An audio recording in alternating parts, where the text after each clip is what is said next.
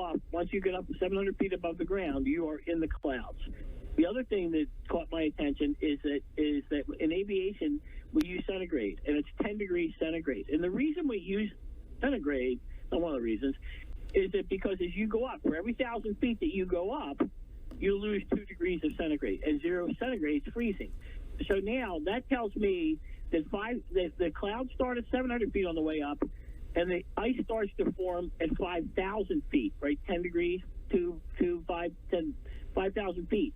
And so back to the answer to your question, I have no idea what happened here. But one of the things that can cause an airplane to have a problem like that is icing, and particularly this type of weather where you have rain that's falling, and depending on what the atmospheric conditions are above, a lot of times that rain will fall and the water itself will get below freezing, and then it's just looking for something. And when it hits an airplane wing, the water droplets splatter and they immediately freeze. It's called freezing rain, and it is an absolute nightmare for anything other than a jet. I mean, it's just the weather. So to answer your question, the first thing that I'd be looking at with this is the weather, because that's the kind of accident that would be consistent with either airframe icing. It's just not an engine failure. People don't understand this. When engines fail, the airplane, airplanes will keep going. I mean, they just need to move through the air to create lift. I mean, they'll definitely go. They won't go indefinitely. At some point, they'll come back down to Earth, but not like that. Right. That was like a nosedive to the ground. Yeah. It was. And Fred, witnesses are reporting just an immense smell of gas, of fuel. With this possibly being a medical flight, what kind of equipment does a medical flight carry? Oxygen tanks, things that could explode? That's kind of my question. Yeah, no, it's a great question, and it depends. So the question, that raises two questions if it's a medical flight.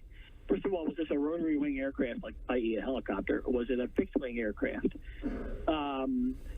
They do carry oxygen. I'd be curious what kind of smell that the bystanders are smelling. The more sophisticated stuff burns jet fuel.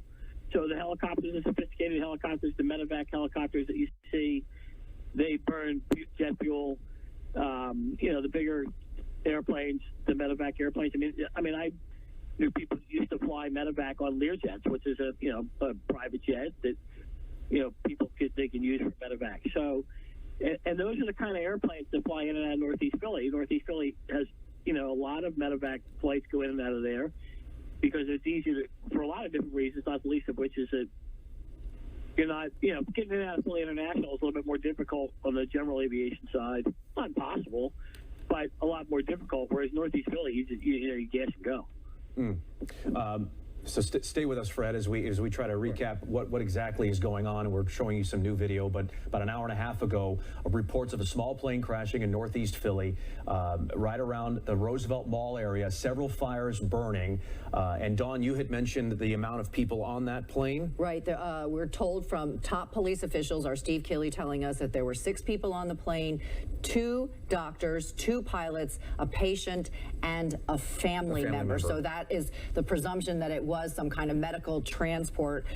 Governor Josh Shapiro just making a statement on X saying, quote, "I've spoken with the Philadelphia mayor and my team is in communication with Philadelphia police, with the Philadelphia Office of Emergency Management and the Philadelphia Fire Department. We are offering all Commonwealth resources as they respond to the small private plane crash in Northeast Philly. We'll continue to provide updates as more information becomes available." So Governor Josh Shapiro, Pennsylvania Governor Josh Shapiro, has been briefed on what's happening, offering all resources to the Philadelphia area as police, fire, and EMS try to get a handle on this very chaotic scene. But again, as Steve first reported, it seems like this was a medical transport flight with patients and doctors and pilots on board crashing into the streets of Philadelphia. And we're looking into where that plane plane was headed, and obviously it's going to be a while before we find out who was on that plane.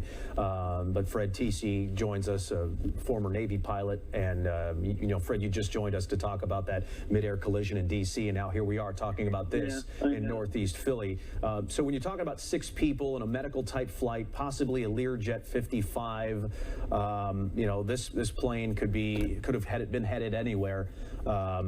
You had mentioned the importance of de-icing, and that possibly being just speculating here, but obviously Northeast Philadelphia Airport, and that's all part of the pre-flight process, correct? It would be. And so a couple things. So now it's interesting how fluid this kind of stuff is. So we now know that the aircraft was departing Northeast Philly. So it means that tells me it would have been full of fuel. And that's why you're seeing an accident on the ground. You're seeing witnesses on the ground saying that the airplane was full of fuel. Could it be a Lear? That would be consistent with the kind of airplane that comes in and out of there. It could have been a King Air, which is a twin-engine turboprop. It could have been any one of a dozen